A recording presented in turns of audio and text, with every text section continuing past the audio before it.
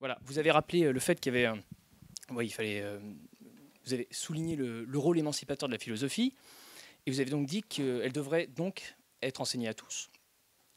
Et à cela, vous avez rappelé qu'en France, il y a eu un choix politique qui a été fait, c'était de ne pas enseigner la philosophie en classe, enfin à l'enseignement professionnel, en soulignant effectivement qu'il y avait des arguments contre cela qui étaient les mêmes que les arguments misogynes, enfin, à dire qu'ils n'en avaient pas besoin parce qu'ils étaient destinés à avoir un travail manuel.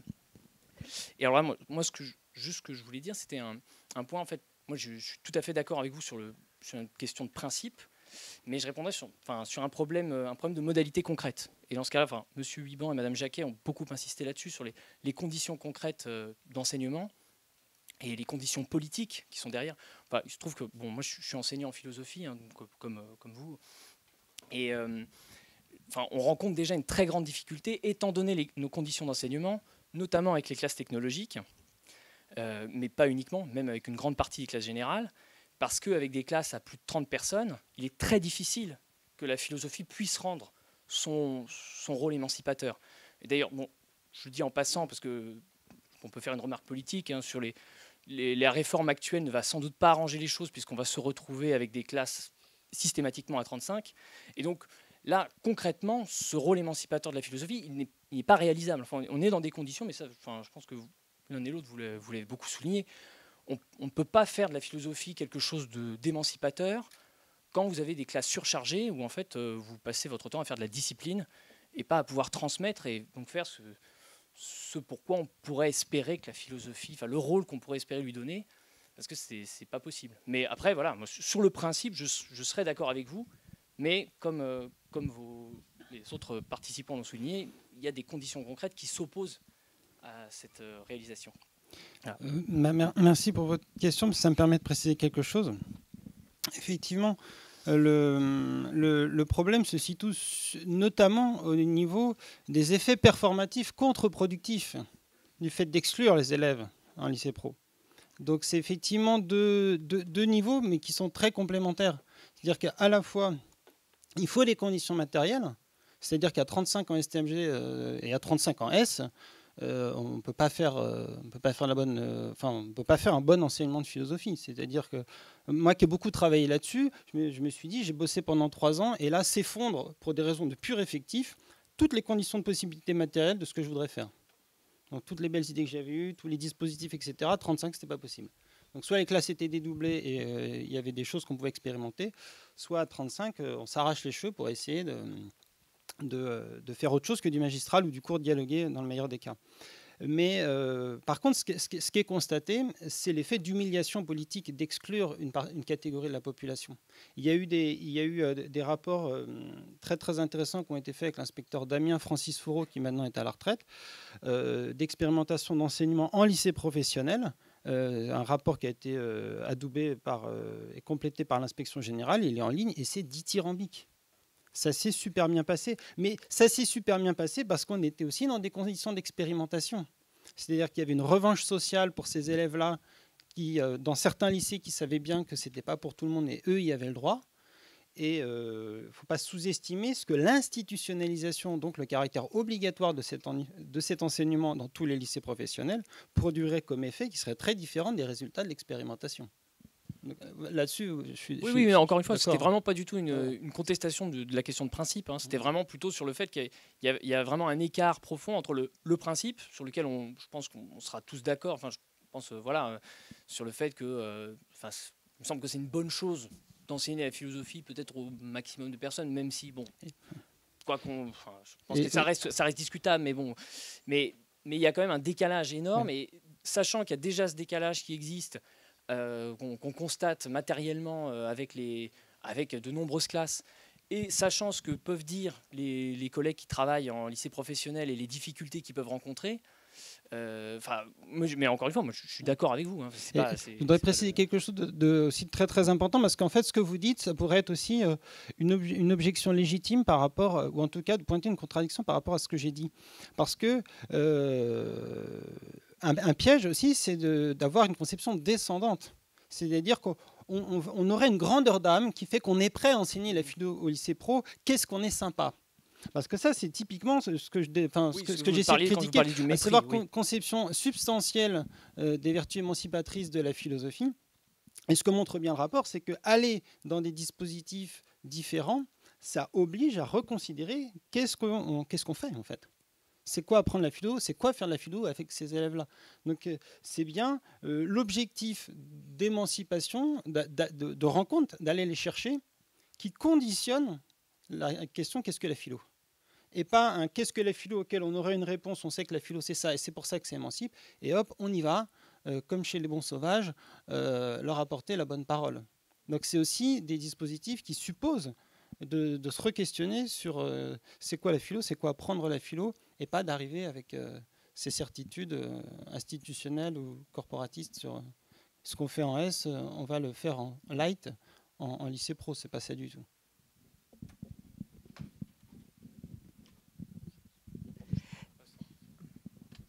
Si je peux juste réagir un instant pendant que la question se prépare. Vous avez raison d'insister sur les conditions institutionnelles de la philosophie, et pour que le saupoudrage, ça apparaît un peu comme un gadget et on ne peut pas travailler dans des conditions décentes pour faire quoi que ce soit. Maintenant, le présupposé selon lequel, par exemple, la philosophie serait plus facilement enseignable dans des classes de S qu'ailleurs, il peut aussi être battu en brèche si on comprend ce qui se joue. Bien sûr, il y a un rapport à la langue qui reflète les conditions sociales, mais moi j'ai été assez frappée de voir que selon les thématiques qui sont traitées, quand j'enseignais dans le secondaire, c'était plus facile pour moi d'arriver à faire travailler, réfléchir des élèves de technique sur la question de la justice que des élèves de classe scientifique. Très vite, il y a un blocage quand on parlait de la justice et de l'équité. La justice pourrait être distributive et jamais pouvait être commutative. Donc, d'emblée, il y avait des thématiques en fonction de l'histoire sociale qu'on avait, qui pouvait être beaucoup plus propice à l'échange.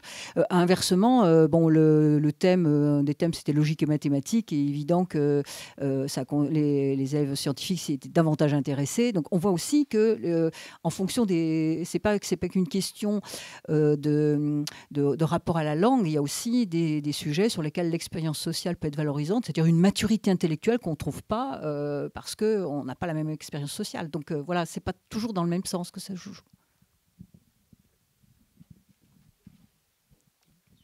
Alors, moi, en fait, je voulais faire une remarque sur un point qui n'a pas été extrêmement relevé en fait dans cette conférence. C'est la question en fait du contenu des enseignements et surtout des modalités des enseignements. Et je pense notamment, enfin, c'est une question une question qui s'est posée à moi en pensant tout de suite au problème qui nous concerne ce soir. La question, par exemple, des exercices classiques de la philosophie, par exemple la dissertation, la fameuse dissertation en 3 parties. Et je pensais à cet exercice parce que je pensais à ça notamment par rapport à ce que mon collègue mentionnait.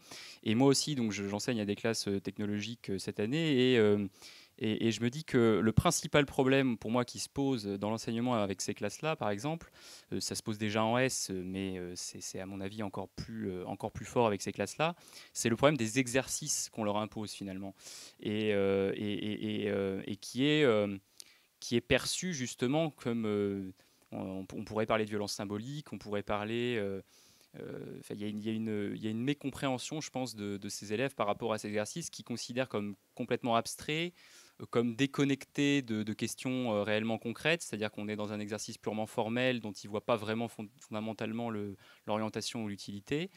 Et je pense que si je devais mentionner une des raisons qui me laisserait un petit peu, je dirais pas sceptique, encore une fois, moi je suis d'accord sur le principe, ça me semble être une assez bonne ambition, mais dans la pratique, effectivement, l'enseignement en pro me semblerait compliqué à ce niveau-là, parce que justement, si on conserve ce format-là, c'est-à-dire ce format de l'enseignement qui fonctionne principalement avec des exercices comme le commentaire de textes philosophiques ou la dissertation, clairement, ça me semble, à mon avis, compliqué d'enseigner en filière professionnelle ou en filière technologique.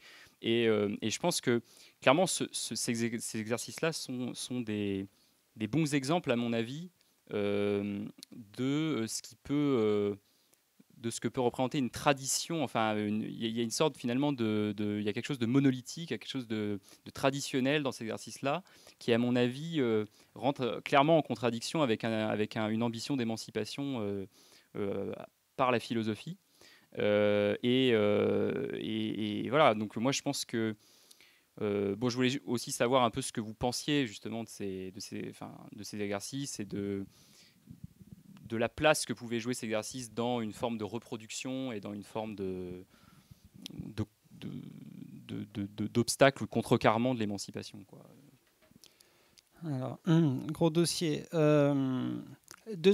C'est là où les sciences humaines sont salutaires, parce que lire l'histoire de l'exercice, lire des travaux sociologiques sur l'exercice, j'en profite pour faire de la publicité pour le plus gros bid éditorial de Patrick Rayou, qui est un grand sociologue de l'éducation. C'est la disserte de philo, sociologie d'une épreuve scolaire. C'est un livre passionnant et il m'a dit c'est le livre qui s'est le moins vendu. Parce que malheureusement, l'horizon d'attente, c'était l'épreuve de philo, et c'est le genre de littérature qu'ils n'aiment pas. Mais c'est un ouvrage passionnant, parce qu'en fait, il essaye d'analyser en fait, toutes les contradictions dans lesquelles sont pris des élèves de terminale, dans leur manière d'essayer de comprendre ce qu'on leur demande de faire. Pense par toi-même, mais le jeu biographique est strictement interdit. Le fait qu'il faille se former à 2 exercices différents en plus, alors qu'on a 9 mois, et puis quand on enlève les journées de grève et les vacances, une programmation annuelle, sérieusement, ça se fait sur 26 ou 28 semaines. Hein. Ça ne se fait pas sur 36 ou 30 semaines. Donc on est très vite contraint à devoir les préparer au bac, à un examen où ils vont être notés pour cette discipline-là. Donc ça rejoint en fait ce que je disais tout à l'heure. Est-ce qu'on considère qu'on sait que la dissertation est philosophique ? La littérature officielle emploie toujours l'adjectif dissertation philosophique pour dire qu'elle est essentiellement philosophique et qu'il n'y a pas d'autre manière de faire de la philosophie, en tout cas en France. C'est défendu comme ça. Et donc, après, on ne comprend pas pourquoi est-ce que ça ne marche pas sur eux, ou est-ce qu'on construit ensemble, qu'est-ce qu'on a envie de faire, à quoi on a envie de s'exercer. Et avant même de le faire avec les élèves, c'est quelque chose qu'on pourrait tenter de faire entre profs de philo. Et là aussi, l'histoire est très intéressante de voir les guerres des programmes. Par exemple, le rapport Derrida-Bourvray, c'est passionnant à lire. On peut le trouver en ligne. Sinon, il est dans Du droit à la philosophie de Derrida. Et c'est un rapport donc, qui est commandé par Bourdieu, encore lui, et Gros, à Derrida et Bourvray, ce qui est déjà pas mal de les mettre à bosser ensemble en 1990, ça ne va pas de soi. Et le rapport est extrêmement bien argumenté et ça va créer une querelle d'une violence inouïe. Vous avez des débats entre Bernard Bourgeois et Jacques Derrida sur le site de la Société française de philosophie. C'est à lire, franchement. Le niveau d'agressivité des questions et des débats, juste parce qu'ils essayent de dire peut-être qu'on préfère autre chose que la disserte en terminale. Et à ce moment-là, ils ne pensent même pas que pour les séries techno, etc. C'est pour tout le monde. Donc c'est une très très bonne question et il y a des super travaux sur l'histoire aussi de cet enseignement. Ça vous protège du plan en 3 parties. Quand vous savez comment c'est advenu, parce que en fait, rapidement, comme on n'arrive pas à se mettre d'accord sur le programme, parce que les professeurs parisiens ne veulent pas de programme, parce qu'ils sont les auteurs de leurs propres cours, alors que les profs de province veulent un programme parce qu'eux sont perdus, c'est les Parisiens qui gagnent.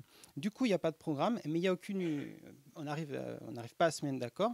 Donc dans les années 20, la dissertation va apparaître, parce qu'on ne faisait pas du tout de dissertation avant, on faisait des questions de cours. Il faut voir les sujets de bac avant la Première Guerre mondiale, ce n'est pas vraiment la même chose. Ça va apparaître comme une sorte de consensus sans qu'on ait à discuter. Et là, redécouverte d'Hegel, qu'on ne connaissait pas très bien avant Koyev en France, et les manuels de méthodologie, moi j'aime pas trop Hegel, mais les spécialistes de Hegel disent mais mon Dieu, mais c'est horrible, font une sorte de Hegel pour les nuls en disant mais thèse, antithèse, synthèse, c'est super pour un plan de dissert. C'est aussi marrant de voir le caractère très accidentel de ce qui ensuite va se sédimenter comme une tradition scolaire et qui en fait débarque dans les manuels qui à l'époque sont très peu nombreux, donc une fois que c'est écrit dans un manuel, tout le monde se copie les uns les autres, et produit encore aujourd'hui en 2019 des inquiétudes chez les élèves qui disent si je fais 2 ou 4 parties, est-ce que je vais avoir une mauvaise note ? Mais voilà, c'est intéressant de voir que les fondements philosophiques sont très fragiles, et en tout cas sans commune mesure avec l'importance accordée subjectivement par certains enseignants, même si c'est des choses qui sont en train de changer.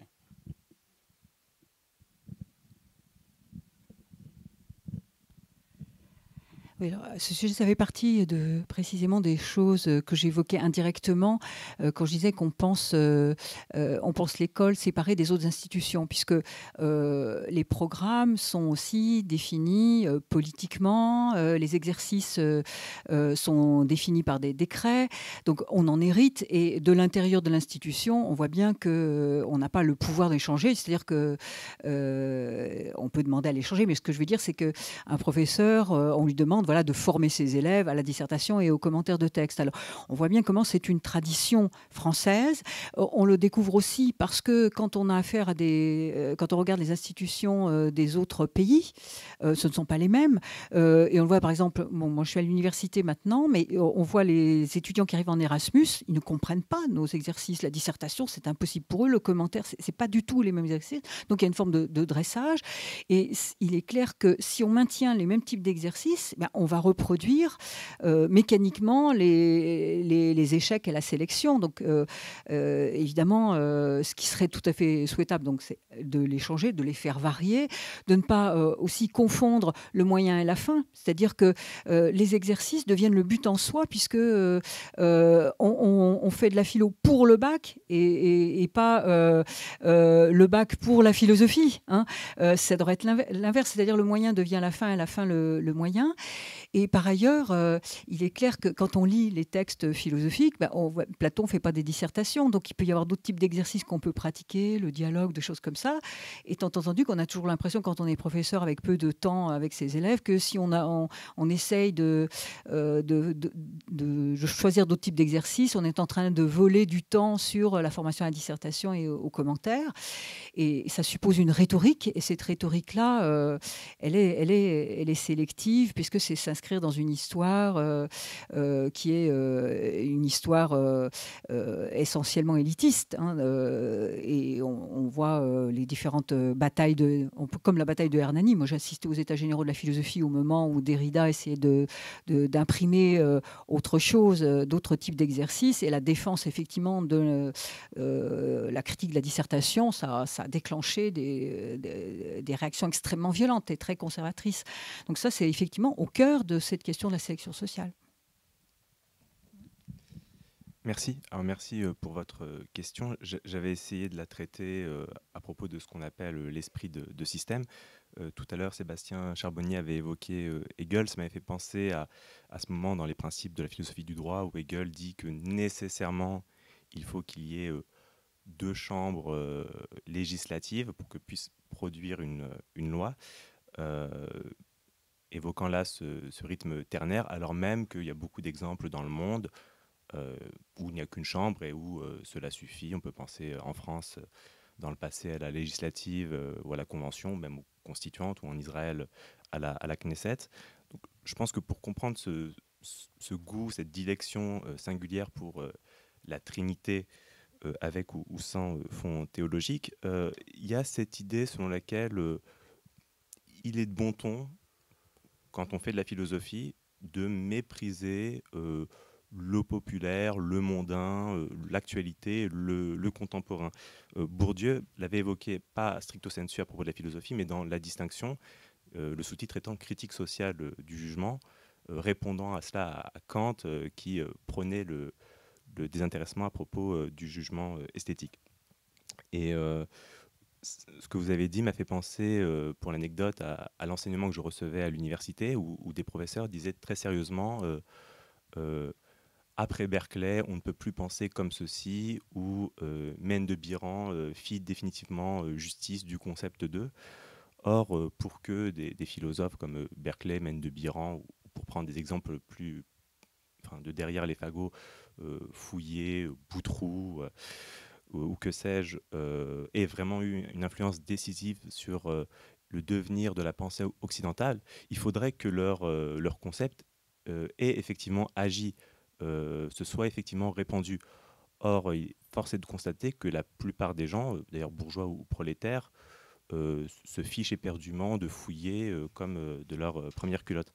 Donc je pense qu'il faut combattre cette tendance particulièrement puissante en France à croire que les philosophes ne nous invitent à comprendre que leur propre système. Et je terminerai sur cette citation de Jean-François Revel, à savoir qu'un système philosophique ne doit pas être compris, il doit servir à comprendre.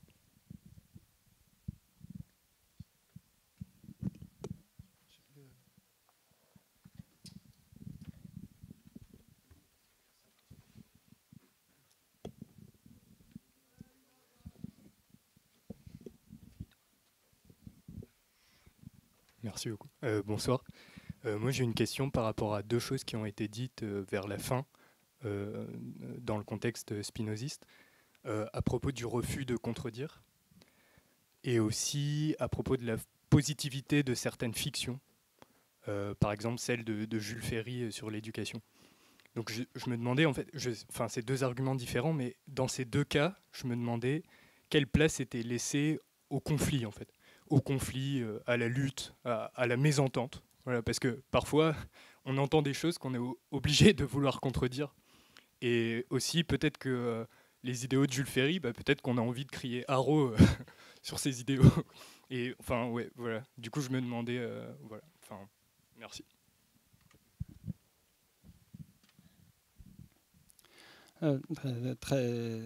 Très bonne question, parce que je pense que c'est tout de suite, c'est ce qui fait peur. En tout cas, moi, c'est ce qui m'a fait peur.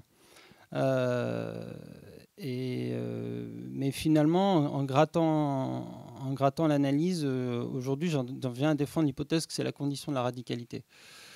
Parce que le refus de contredire, il me vient aussi de l'expérience militante, une sorte de désespoir de voir les forces s'épuiser dans la contradiction. Suffit de voir un jeune communiste faire une leçon d'économie dans une association avec toute la violence symbolique, en cherchant à compenser sans doute sa condition ouvrière ou son jeune âge. J'ai vu des femmes universitaires humilier des jeunes étudiants hommes. Enfin, c'est-à-dire tous ces mécanismes où finalement, ayant perdu sous un certain rapport de domination, on surcompense en termes de pouvoir sous un autre rapport de domination. Je suis assez sensible à ce problème-là aussi, qui fait qu'en gros, dit vite fait, les forces de gauche s'épuisent. Faut voir des analyses d'intellectuels du NPA dégommer celles des communistes en disant mais t'as pas pensé au rapport de domination homme-femme, et ils ont raison, mais c'est pas en humiliant les autres de leurs bêtises machistes et communistes que ça fait avancer la question. Et donc pour parler comme Rancière, alors c'est pour aller vite, je sais pas si, je dirais que la contradiction en fait c'est la recherche du consensus, et le consensus c'est policier par excellence, c'est pas la politique en fait. La contradiction que j'essaie de traquer dans les rapports d'apprentissage mutuel, c'est celle qui cherche à ramener l'autre à soi, c'est-à-dire moi je ne bougerai pas, et notre bien commun en fait, comme par hasard, ça va être que toi tu te mettes à penser à la même chose que moi. Et arriver avec cette intention première, c'est là où il y a le piège, et c'est ce qui m'intéresse dans la pratique du refus de contredire, c'est juste s'exercer, parce que ça peut être très agaçant. S'il y a quelqu'un qui dit des horreurs face sexistes ou je ne sais pas quoi, ou racistes, mais juste essayer d'entendre ce qu'il dit pour pas tout de suite en fait, le précatégoriser dans personne idiote, etc. Il y a un ouvrage de sociologie que j'avais trouvé très intéressant, j'ai plus du tout la référence, c'est quelqu'un qui avait analysé le rapport aux électeurs FN chez les gens dits de gauche. Et c'est que ça en fait. De voir comment est-ce qu'il y a une sorte de fantasme qui est typiquement du mépris de classe du type de droite à cause de qui la démocratie va à volo, mais à qui on n'aurait jamais envie d'aller parler, enfin chez ces gens-là. Donc c'est aussi, c'est quoi entendre aller parler avec quelqu'un qui ne pense pas la même chose que nous?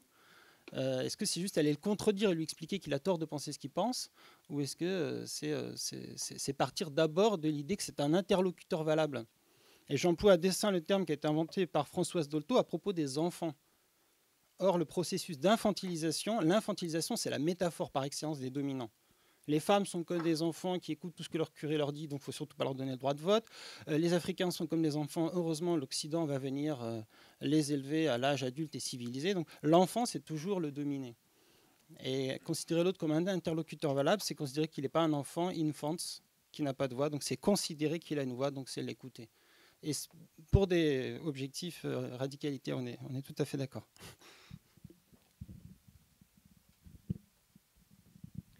Alors, ce que je voulais dire dans le contexte, il ne s'agit pas du tout de justifier tout ce qui se dit. Et quand je parlais de la positivité de la transmission d'un héritage comme celui de Jules Ferry, déjà il est très déformé, puisque il n'empêche que c'est la positivité d'une idée fausse. Hein, d'une fiction. Hein. Donc, il ne faut pas l'oublier.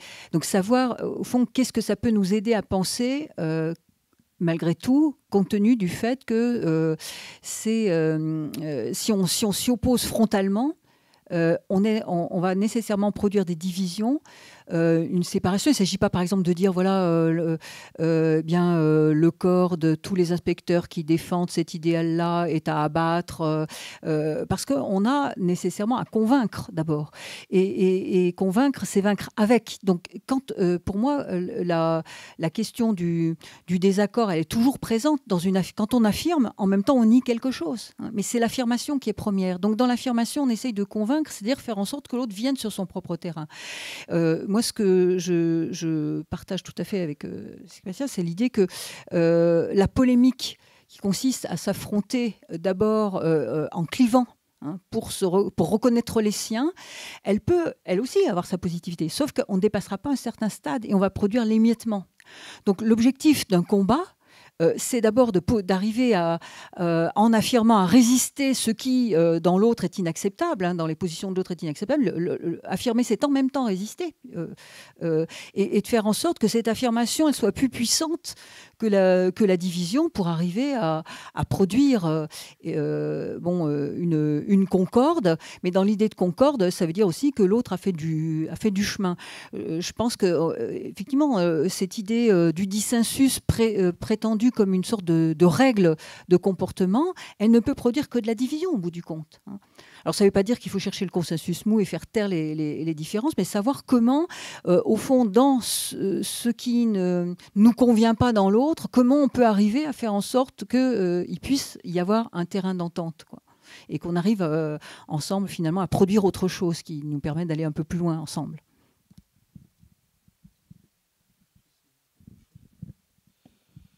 J'ai pas dit. Il y a un petit clin d'œil qui est pas forcément. C'est pas un concept très connu, mais je trouve très intéressant. Quand je dis refus de contredire, je pense à refus de parvenir, qui est un concept de philosophie politique anarchiste. Dans le débat, est-ce qu'il faut qu'on accepte de prendre le pouvoir pour l'intérêt général? Et le concept de refus de parvenir, c'est surtout pas. C'est le piège. En gros, la discussion avec Lénine, c'est le piège. Et que l'émancipation collective, c'est l'augmentation de nos puissances d'agir. Et ça passera pas par le fait que certains prennent le pouvoir en disant c'est dans l'intérêt de tout le monde, faites-nous confiance. Voilà, donc, dans refus de contredire, je pense aussi à ce refus de parvenir. Et d'une certaine manière, dans les situations éducatives, le désir de contradiction magistrale ou professorale, c'est ça. C'est faites-moi confiance. Ce que Bachelard appelle le complexe de Cassandre, dans sa critique de la gérontocratie, du pouvoir des adultes et des vieux, mais qui est aussi la critique du pouvoir des enseignants. C'est celui qui dit ça vous intéresse pas ce que je raconte, vous verrez plus tard. Et c'est super dur quand on est prof de philo et qu'on fait un cours sur, je sais pas, la mort ou la justice, et qu'ils ont 18 ans, et qu'ils disent oh, qu'est-ce qu'on en affiche. La tentation du vous verrez plus tard, ça vous sera utile, mais ce qui est en fait un déni de ce qui se passe là maintenant, présentement, de leur non-intérêt réel au nom d'un intérêt supposé. Mais je connais leur vie d'avance.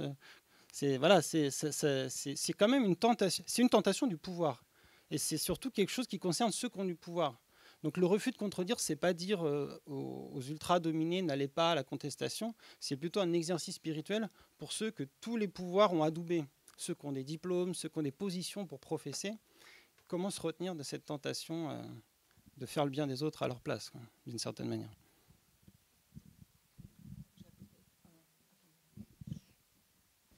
Oui, je pense qu'il y a aussi à méditer, c'est aussi cette formule qui est très choquante de Spinoza. Si tu regardes l'esprit des autres, nul ne se trompe jamais, assurément. Et donc, qu'est-ce qui se passe? Eh bien, les controverses viennent de quoi? Elles viennent essentiellement du fait qu'on interprète mal la pensée des autres. Donc, évidemment, on les considère d'abord comme des ennemis, ou bien que les autres ou soi-même expriment mal sa pensée. Donc, il faut précisément, pour réduire ces positions de faux conflits, hein, où on a du plaisir, parfois aussi à montrer sa puissance, jusqu'à un certain point, parce que c'est aussi une manifestation d'une passion triste, donc une manifestation d'impuissance au sein même de la puissance et l'usage de la force. Je crois que essayons, comme le dit Alain aussi, de donner d'abord, c'est-à-dire de prêter à l'autre peut-être plus qu'il ne peut donner lui-même, au sens où essayons de dire que peut-être il a mal expliqué sa pensée ou peut-être qu'on l'a mal compris, hein, et de ne pas postuler d'emblée qu'il est dans l'erreur et donc c'est l'ennemi à abattre, quoi. Oui, une question. Bonsoir. Pourquoi ne pas faire pratiquer, vous m'entendez? Oui. Pourquoi ne pas faire pratiquer au niveau national la philosophie au début de la scolarité, à un âge où l'individu n'a pas encore formé ses préjugés et où les inégalités scolaires ne sont pas encore creusées? Il y a eu des expériences qui ont été faites justement au moment du greffe par Derrida, d'enseignement de la philosophie en 6e, et ça se passait très bien, quoi. Donc avec une grande capacité de questionnement, une vivacité. Et après, évidemment, la grande question, c'est ça coûte très cher, on n'a pas envie nécessairement aussi que la réflexion philosophique se développe. Donc après, il y a des questions politiques qui sont derrière, mais ça commence très tôt. Et il y a eu aussi des expériences à l'école primaire. Je ne vois pas pourquoi la philosophie serait considérée comme plus inaccessible que les mathématiques ou que la littérature. Voilà, après, c'est une question d'orientation politique.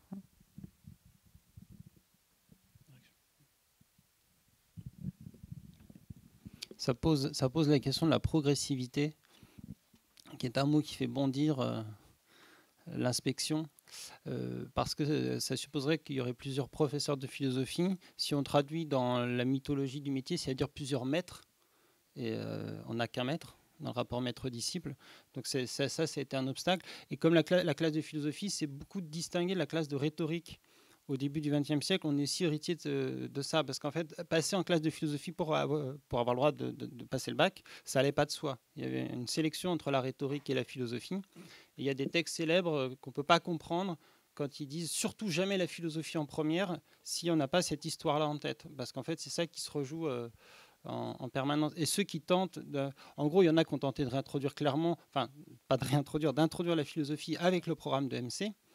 Un des auteurs du programme de MC, c'est Michel Tozzi, qui a beaucoup milité pour la didactique de la philosophie pour enfants. Donc il y a des expériences qui sont en train de se faire. Il y a énormément de thèses qui sont soutenues sous la direction d'Edwige Chiruter, qui a une chaire à l'UNESCO de philosophie pour enfants.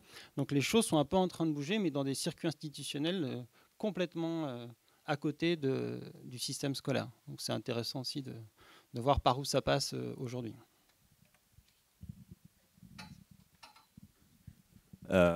Bonsoir, bonjour. Je voulais juste réintervenir par rapport à l'intervention qui a été faite avant. Je pensais pouvoir le faire dans la continuité, mais ce n'était pas possible. Par rapport à cette idée de contradiction, moi, il y a un concept qui me paraît intéressant, ce serait aussi celui de négation, parce que je pense que vous disiez que ça pouvait amener de la division, etc. Mais est-ce que c'est forcément quelque chose de négatif, la division? Est-ce que c'est pas quand il y a plusieurs choses différentes qui peuvent justement se rencontrer et se confronter qu'on peut avancer vers quelque chose qui serait de l'ordre de l'émancipation, ou en tout cas d'une certaine forme de subjectivation qui serait politique? Et bon, c'est vrai que moi j'entends beaucoup de professeurs de philo qui parlent, moi c'est pas du tout mon cas, je suis étudiant, mais peut-être que dans le cas d'une classe de philosophie, cette négation elle peut être importante aussi de la part de l'élève, en fait, et que c'est par la pratique d'une certaine forme de négation ou de contradiction, même si je suis moins proche des thèses de Rancière, que y a des avancées qui vont se faire. C'est quand il y a confrontation, quand il y a rencontre, que à mon avis certains processus peuvent bouger, et que ne pas contredire, à mon avis, c'est risquer un consensus et c'est risquer une certaine forme d'inertie. Même si... Alors, évidemment, là, je reviens sur ce que disait Spinoza, la plupart de nos controverses sont des querelles de mots.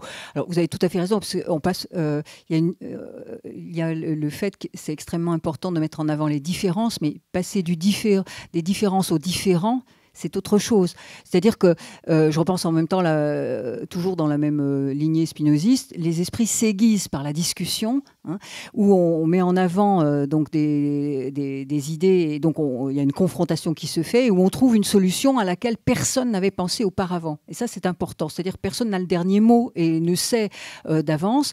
Donc ça, c'est tout à fait fécond. Je crois que ce qu'on critiquait, c'est plutôt l'idée de la posture qui, d'avance, considère que l'autre, c'est un ennemi. Et que donc il n'y a pas de dialogue possible, et donc on va chercher l'affrontement, l'usage de la force, l'insulte. Donc le fait qu'on ne cherche pas précisément à tenir compte de la différence de l'autre, et qu'on postule d'emblée qu'il est irréductible, qu'il n'est pas possible de faire société, il n'est pas possible de se confronter sur le plan de la discussion. Mais évidemment, sur la question de la discussion et du fait qu'on peut avoir une pluralité de points de vue, qu'on peut travailler avec différents auteurs, par exemple en philosophie, ça c'est tout à fait nécessaire à mon avis.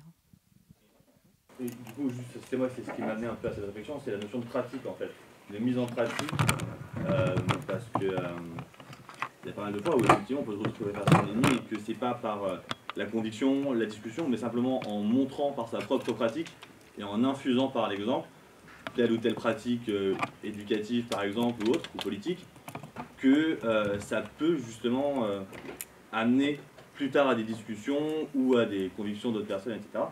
Mais que, à mon avis, la pratique a un rôle central dans une perspective émancipatrice. La pratique est l'exemple, du coup. Je suis tout à fait d'accord. Ouais, vous employez le bon mot, pratique. Entièrement d'accord, parce qu'en fait, je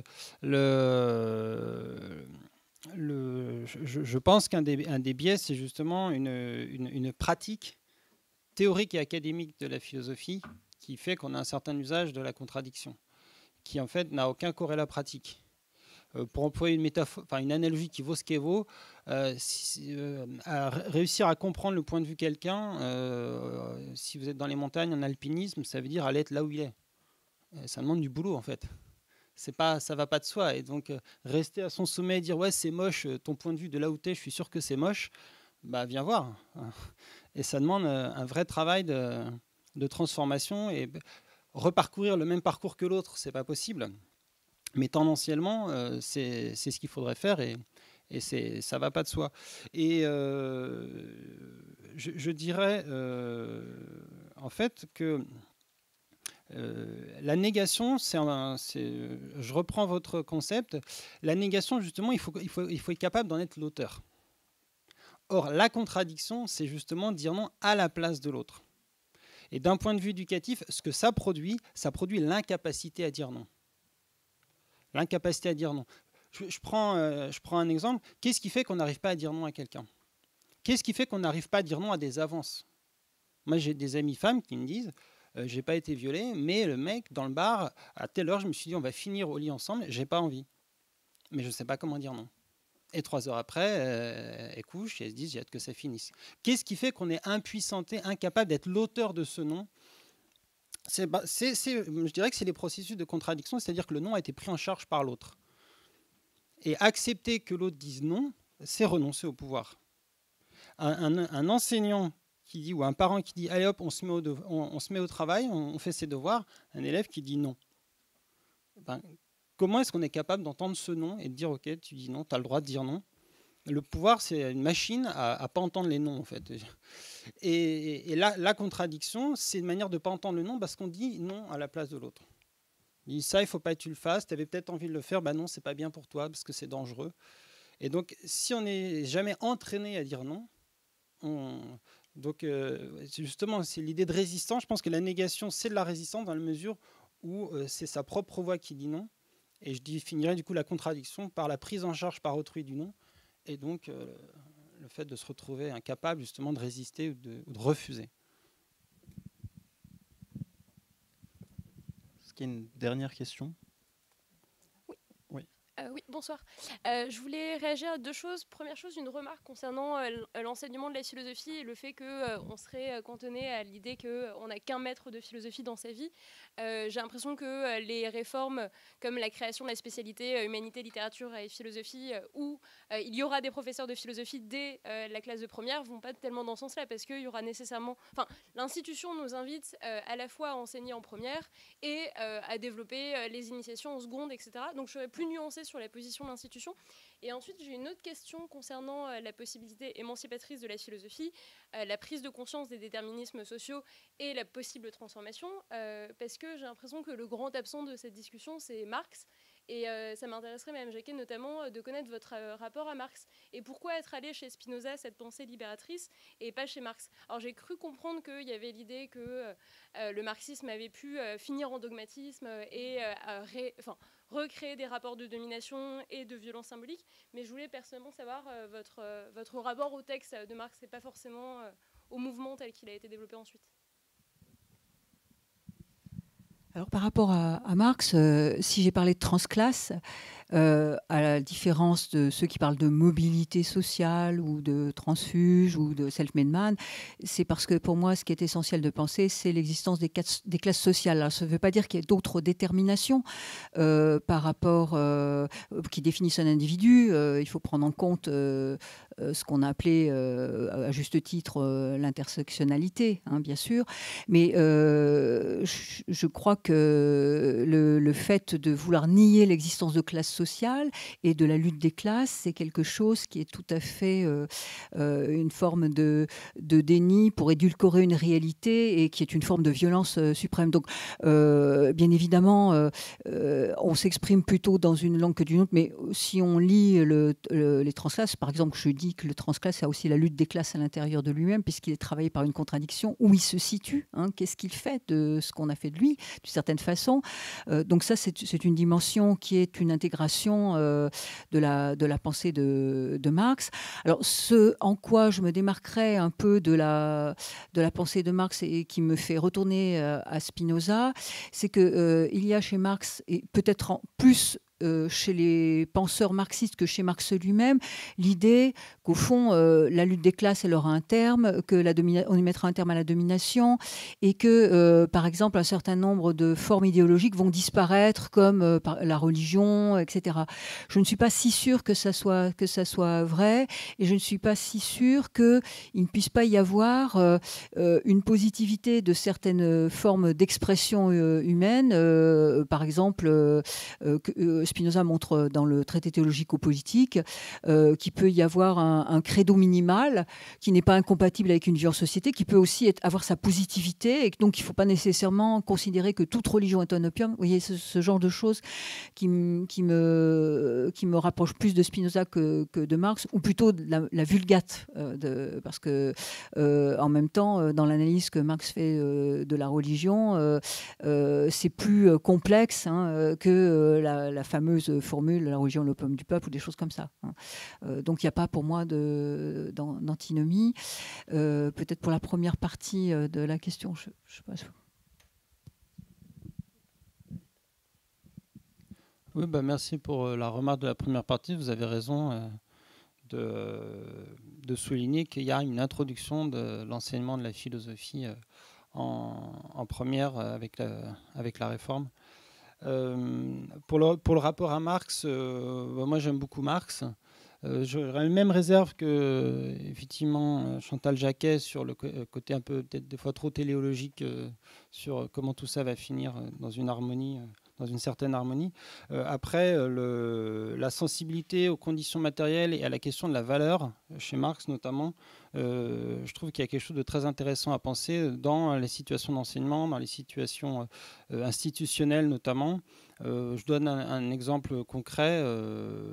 J'aime beaucoup l'idée de considérer que quand on est étudiant, on travaille, et que c'est bien un choix politique de reconnaître ce travail comme producteur de valeur économique ou pas. Et avec la question de Parcoursup et de l'augmentation des frais d'inscription des étudiants étrangers hors Union européenne, on va quand même en arriver, s'il n'y a pas une lutte philosophique sur le sens des concepts, à ce que des gens payent pour travailler. Alors que l'UNEF a milité pour le salaire étudiant au lendemain de la Seconde Guerre mondiale, au moment de la reconstruction et disant les étudiants ils bossent et donc à ce titre-là méritent un salaire. Et là, on va à l'opposé, alors que les économistes qui travaillent en économie comparée montrent que les pays comme la Suède, c'est pas vraiment un salaire, mais c'est une bourse conséquente, font des choix qui sont économiquement viables et soutenables, qui mènent pas à la catastrophe. Et ça, c'est intéressant de penser comment est-ce que des conditions matérielles d'apprentissage, elles sont aussi conditionnées par ça. Enfin, quand on enseigne à la fac, on découvre que c'est pas la même chose. Un étudiant qui travaille 35 heures, un étudiant qui travaille 20 heures, et un étudiant qui ne travaille pas à côté, pour en plus travailler pour ses études. Donc rien que pour ça, c'est bien de leur lire. Juste une toute petite remarque, je pense que la position de l'institution est aussi traversée par le conflit entre plus ou moins larvé, plus ou moins ouvert, entre l'inspection et le ministère. Et je ne suis pas sûr que l'inspection elle-même a été tellement favorable à l'introduction de cet enseignement humanité en première. Je peux me tromper, mais je crois que c'est plutôt... Précisément, en étant professeur dans l'Académie de Versailles, avec 2 inspectrices, etc., on a eu une inspectrice qui nous a bien vendu la réforme et qui a été dans le comité pour faire la réforme. Donc, bon, je pense que l'inspection est divisée à ce sujet-là, que de toute façon, il y a la distinction entre les inspecteurs généraux et l'inspection académique, mais une partie de l'inspection académique a l'air, disons, favorable à la réforme. Oui. Donc, mais après, voilà, encore une fois, c'est pas homogène. Non pas homogène, qui tape la honte devant le ministère, puisque les inspecteurs généraux se sont hurlés dessus à la DGESTO. Donc ils savent à quoi s'en tenir avec l'inspection générale. Voilà. Pour les continents. Mais donc on ne peut pas faire de généralité sur la position de l'institution. C'est en train de bouger. Voilà. Il y a une toute dernière question ici. Non? Oui. Très très brève en revanche, mais...